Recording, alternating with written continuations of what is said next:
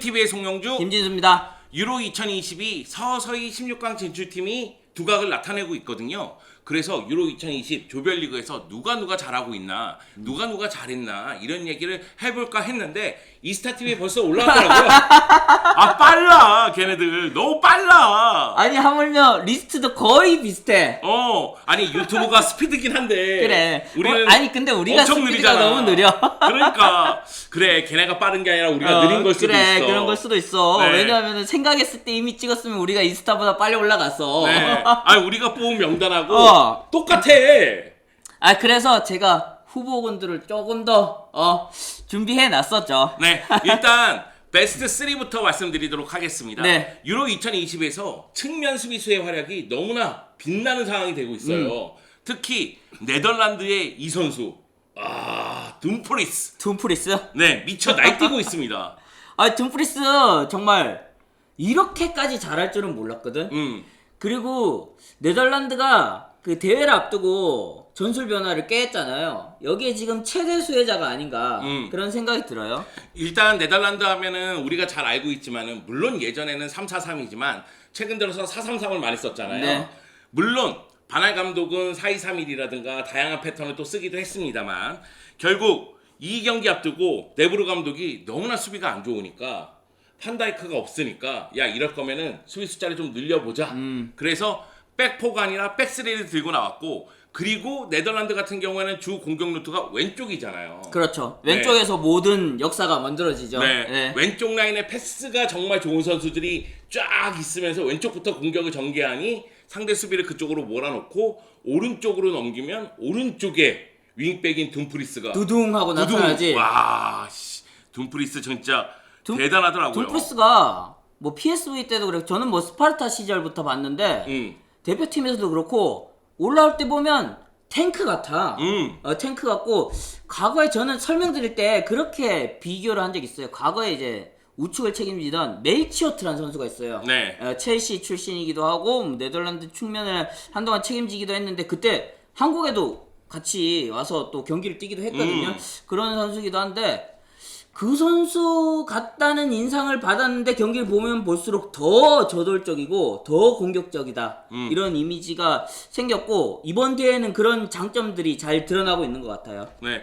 아니 둠프리스가 공격 쪽에서 거의 골에 다 직접적 간접적으로 다 관여를 했잖아요. 1, 2차전 5골에 모두 관여했죠. 이야 대단하더라고. 그러다 보니까 사실 플레이 자체로 보면 순도면에서는 좀 실수들도 있었고 비효율적인 장면들 뭐 그런 것들도 있었지만은 이게 순도가 너무 좋잖아요. 득점에 관여하는 순도. 그러니까. 이 효율성이 너무 좋다 보니까 2경기 연속으로 또 스타 오브 더 매치에 선정되는 그런 영광도 누렸습니다. 네. 기록을 좀 얘기해 주세요. 네, 기록을 보면은 방금 말씀하신 그게 전부인 것 같아요. 1, 2차전 모든 골에 직간접적으로 관여. 그리고 2경기 연속 골에 2연속 스타 오브 더 매치. 그리고 좀 눈에 띄는 기록은 공중볼 경합에서 승리한 것이 평균 3.6회. 많구나. 이게 정말 큰 강점이에요. 퍼센테이지로 보면 84%인데 13회 경합에서 11회 성공했어요. 측면에서 경합 붙었을 때는 안 진다. 공격적으로 나갔을 때도 큰 무기가 된다. 라는 게 또 수치에도 드러나고 있죠. 근데 네덜란드가 조별리그에서 3전 전승했잖아요. 네, 근데 이런저런 3전 전승해야 되는 거 아니야? 예상했었어? 나는 한 2승 1무 정도는 예상했다. 근데 우크라이나전 이기면서 야 이거 3연승 할 수도 있겠다 생각했어요. 그래. 저는 왜냐면 1무를 생각한 게 우크라이나전이었거든요. 그래서 우크라이나전 때 2대0에서 2대2 됐을 때 이렇게 끝나겠구나. 그런 생각이 들었죠. 근데 그거를 누가 살렸다? 둠프리스가 살렸다. 그렇지. 그러면서 대회가 잘 풀리기 시작했죠. 그런데 이제 네덜란드가 3전 전승하는 동안 둠프리스뿐만이 아니라 굉장히 빛나는 선수들이 많았어요. 네, 뭐 데파이와 베이날돔을 빼놓고 한 얘기할 수 명은 없죠. 바르셀로나가 잡은 선수, 한 명은 바르셀로나가 놓친 선수죠. 이 원투펀치를 만든 게 누구다? 쿠만이다. 그렇지, 쿠만 감독이다. 왜 놓쳤냐고 베이날돔. 쿠만은 바르셀로나에서도 잘하자. 이 얘기를 드리고 싶습니다. 네, 어찌됐든 베이날돔도 굉장히 잘했는데요. 3경기에서 3골. 슈팅 8회 갔는데 유효 슈팅 4회. 야, 2번 때리면 한 번 유효야. 그리고 2번은 블럭에 막혔거든요. 그만큼 순도 높은 슈팅을 기록하고 있고 패스 성공률 90%. 네, 굉장히 좋죠. 그리고 볼 경합 승리에서 45%, 드리블 성공에서 62%. 이야. 그리고 A매치 25골을 찍으면서 현역 최다 득점자 2위가 됐고요. 아 1위는 클라이베르트. 아니 현역. 아 현역 1위는 누굴까요? 대파이겠죠. 그렇죠. 예, 대파이고요. 그리고 이 기록은 반바스텐을 넘어선 기록입니다. 이야. 야, 이렇게 베이날둠이 또 역사를 써가고 있습니다. 네. 물론 이제 반바스텐은 그 당시에는 A 매치가 많지도 그렇죠. 않았을 뿐더러 네. 부상을 달고 달았었던 비운의 스트라이커 중에 한 명이었으니까. 네. 하지만 반바스텐은 유로 88에서 우승했다는 거. 베이날둠도 우승시키면 안 되나? 야, 아니 네덜란드가 공격은 진짜 빛나서 우리가 네. 지금 공격 쪽 얘기를 하고 있는데 네. 수비 쪽에서는 불안 면이 있어가지고 네. 토너먼트 올라가서는 좀 지켜봐야 될 것 같고요. 여하튼 이제 바이나이도의 활약도 눈부셨는데, 야 이제부터 바르셀로나 선수 데파이의 활약.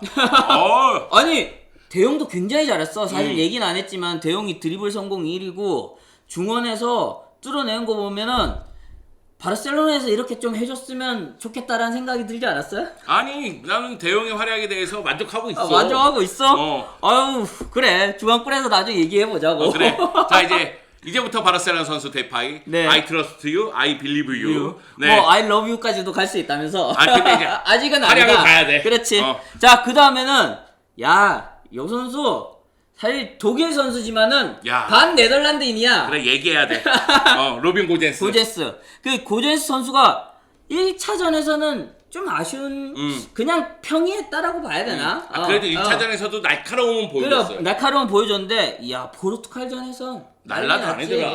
해집어 놨지 그냥. 아니 왜 고젠스를 막을 생각을 안 한 거야? 아탈란타 경기를 안 본 거야? 그러니까 왜 유명한 냅둬 이것도 아니고 왜 냅두냐고. 왜 얘를 냈또? 아 이거는 세메드가 못막은 것도 있지만 전술적으로 커브를 안 한 것도 있어요. 이렇게 한두 장면이 나왔으면 커브를 쳤어야 되는데 그걸 손 놓고 있었던 포르투갈의 잘못이고 이거를 또 고젠스가 놓치지 않은 것도 굉장히 좋은 활약이었다라고 말씀드릴 수 있겠죠. 네. 고젠스의 활약에 대해서는 뭐 더 이상 설명하지 않겠습니다. 이렇게 짧게 간다고? 네. 바르셀로나 선수가 아니라서? 그것도 있고. 네. 아니 고젠스가 비테스의 유스 출신이고 도르트레우트, 헤라클레스를 거쳐서 아탈란타에 가서 성공 신화를 지금 쓰고 있거든요.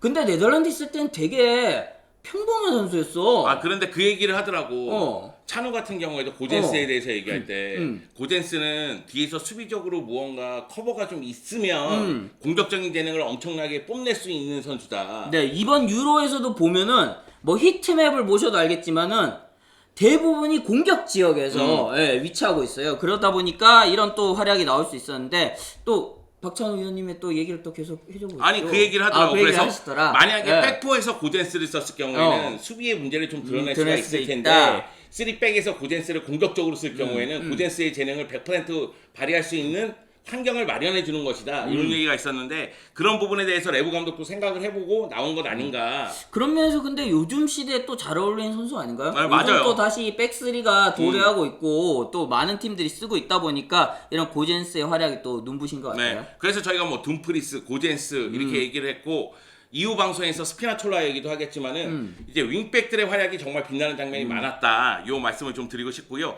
그리고 스트라이커 중에서 눈에 확 띄는 선수는 체코의 파트릭 시크야. 이건 어쩔 수가 없어.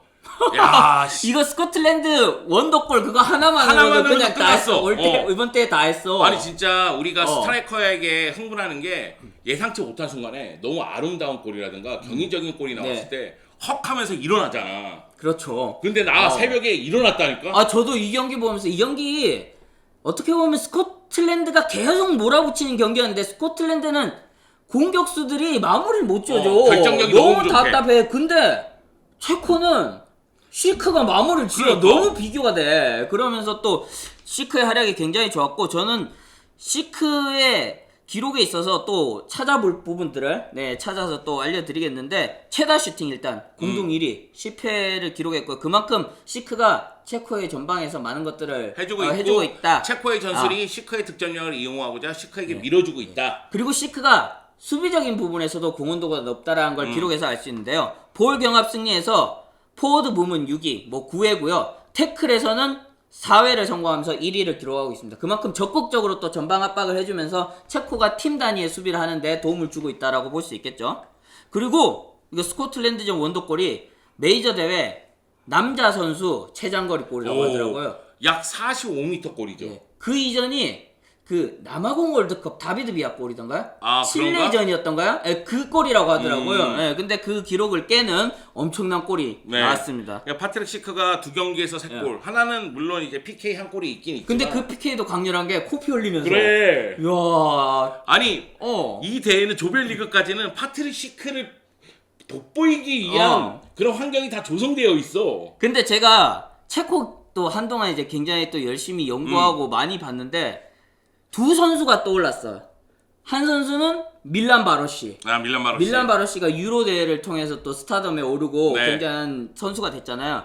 근데 또 한 선수는 스베르코시. 아, 유로 2008이었던가요? 거기에서 또 혜성처럼 등장해서 또 활약을 했지만은 바로시와는 달리 대표팀에서 그 이후로는 활약을 이어가지 못한 그런 선수거든요. 근데 시크는 바로시가 되어야 한다. 지금 상황에서는. 네. 그러니까 시크가 클럽에서는 뭐 세리아 무대에서는 기복이 좀 있었고 분데스리가에서는 나름대로 골을 많이 넣고는 있는데 여전히 기복이 있잖아요. 네, 기복은 근데. 있는 편이거든요. 네. 근데 밀란 바로시도 그랬어요, 사실은. 그렇지, 클럽에서는 그랬어. 클럽에서는 그랬어요. 하지만은 체코 대표팀에서는 잘했었다. 네. 그런 점을 봤을 때 파트릭 시크가 바로시처럼 활약을 할 수 있을지 끝까지 지켜봐야 되겠고. 그리고 저 이 선수는 이게 경기 수가 너무 적어서 얘기를 해야 되나 말아야 되는데 어제 경기를 보고 확신했어요. 케빈 데브라이너 무조건 얘기해야 된다. 얘기해야 된다. 생각한 게 두 경기에 한 골 2도움. 그리고 두 경기도 한 경기는 후반에 교체돼서 투입된 경기예요. 그런데도 키패스 1위 9회. 2차전에선 2회 기록했고요. 3차전에서 7회를 기록하면서 1위에 올랐고요. 드리블 성공도 2위. 이것도 지금 프랭키 데용이 1위를 하고 있는데 데브라이너가 만약에 1차전부터 나왔으면 1위 했을 것 같아. 맞아요. 그럴 것 같아요. 그리고 성공률도 88%. 9회 슈드에서 8회 성공. 네. 뭐 시도하면 거의 다 뚫는다라고 맞아요. 봐야 되고. 그리고 볼 경합 승리도 13회, 팀 최다, 파이널 서드 패스도 42회, 팀 2위. 그만큼 팀 영향력이 대단하다. 물론 이제 이번 조별리그 전체적으로 벨기에 팀을 이끌고 있는 거는 로멜로 루카쿠죠. 그렇죠. 네, 로멜로 네. 루카쿠는 그냥 미쳐 날뛰고 있고 로멜로 루카쿠야말로 그냥 벨기에 공격입니다. 2차전까지 봤을 때는 데브라이너? 아잘 없어도 야 이거 루카쿠가 그냥 왕이구나. 루카쿠 하드캐리에서 가는구나라고 생각했는데 2차전 후반전부터 생각이 달라졌어.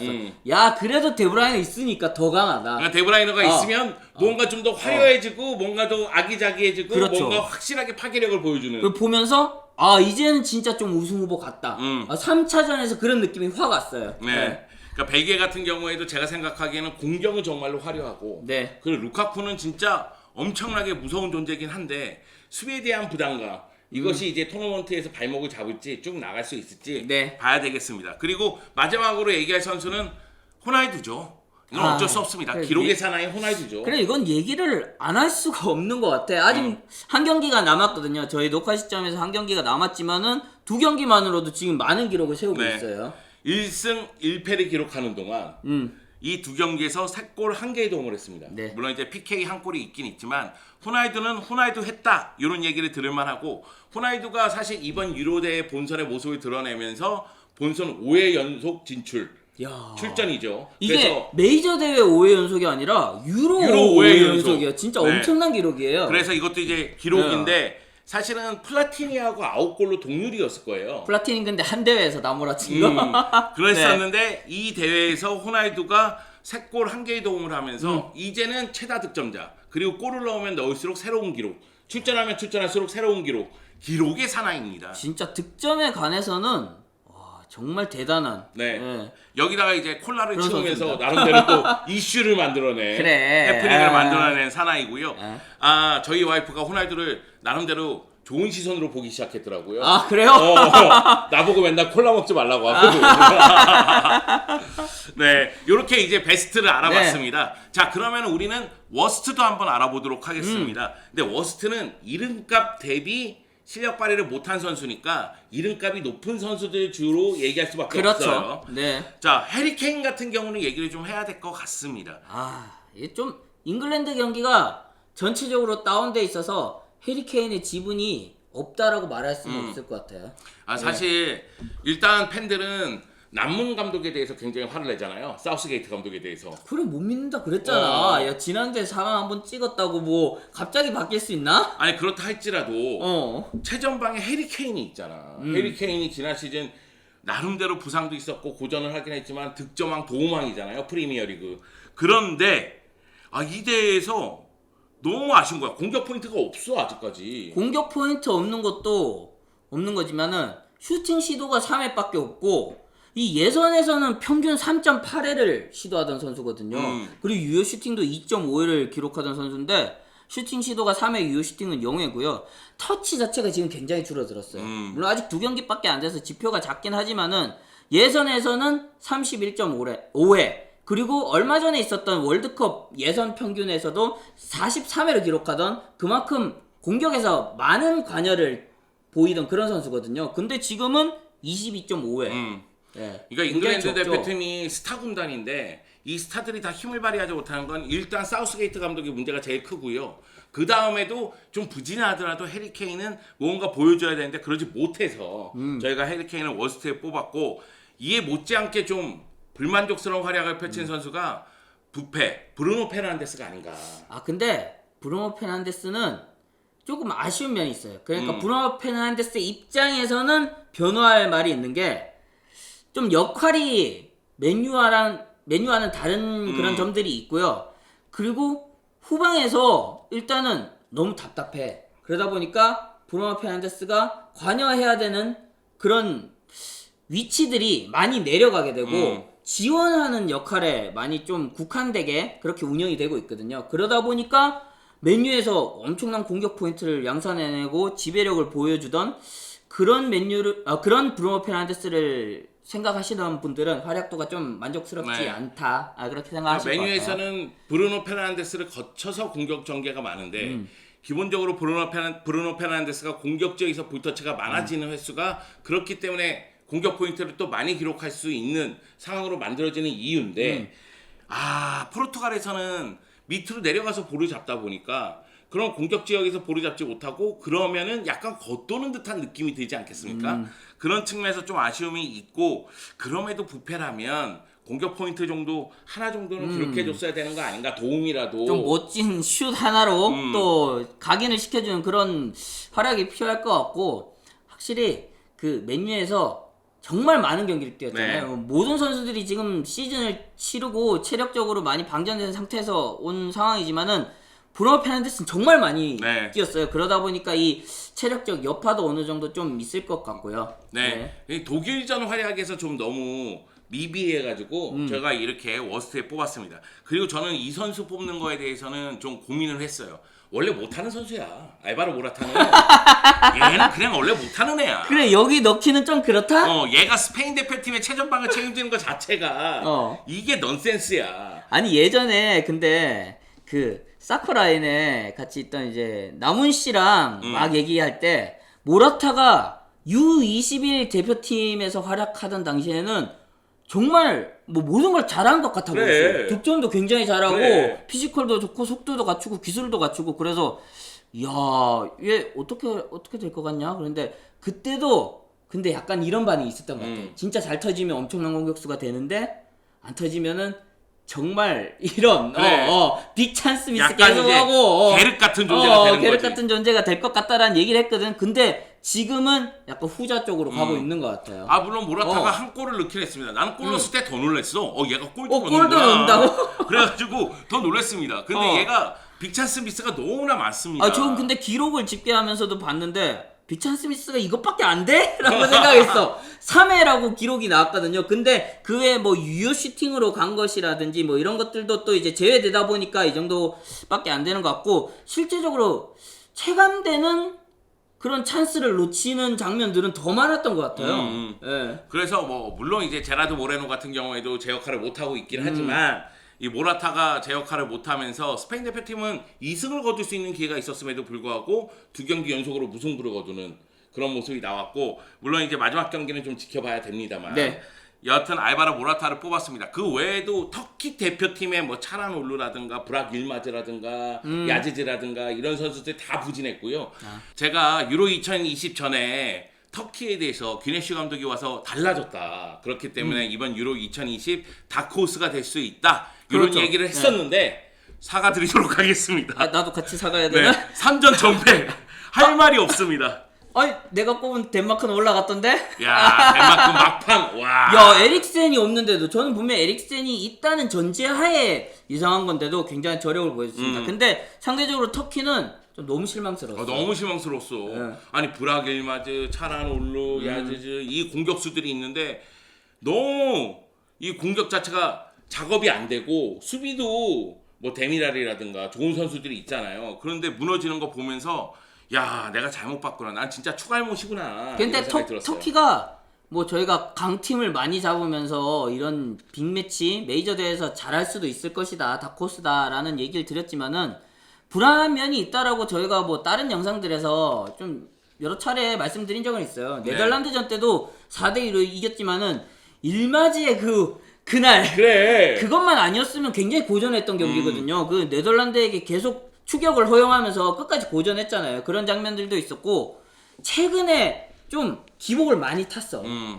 그리고 라트비아에게 3대3으로 비긴 경기들도 있고 그런 면에서 어떻게 보면은 지금 이번 유로 대회에서는 좀 안 좋은 면들이 많이 드러난 그런 대회가 아니었나 네. 생각이 들어요. 아, 좀 아쉬움이 남습니다. 네. 여하튼 뭐 명이 있으면 암이 있고 빛이 있으면 어둠이 있듯이 잘한 선수가 있으면 못하는 선수가 있지 않겠어요? 아주 그리고 케인, 브루노 페르난데스 아직 떨어진 거 아니에요? 아닙니다. 3차전에서 네. 잘하고 토너먼트 잘 올라가서 갑자기 영웅이 될 수도 있어. 네네네, 그렇습니다. 네. 더 지켜봐야 되죠. 더 지켜봐야 된다. 이렇게 빠져나갈 구멍을 일단 만들어놨습니다. 너 잘했다. 내가 빠져나갈 구멍을 항상 얘기 안 해가지고 맨날 대국민 상하에 맨날 로시엔토 얘기하고. 로시엔토하고. 네. 자, 그러면 유로 2020 아직까지 16강 진출팀이 모두 확정된 건 아닙니까? 끝나지 않았어. 아, 물론 이 방송 나갈 때쯤에는 다 알고 계실 수도 네, 있겠지만은 그렇죠. 네, 16강부터가 본격적인 전쟁입니다. 자, 16강부터 정말 뜨거운 전쟁이 펼쳐지면 저희도 그 이야기로 다시 돌아오겠습니다. 멤피스 반바스텐 기대한다.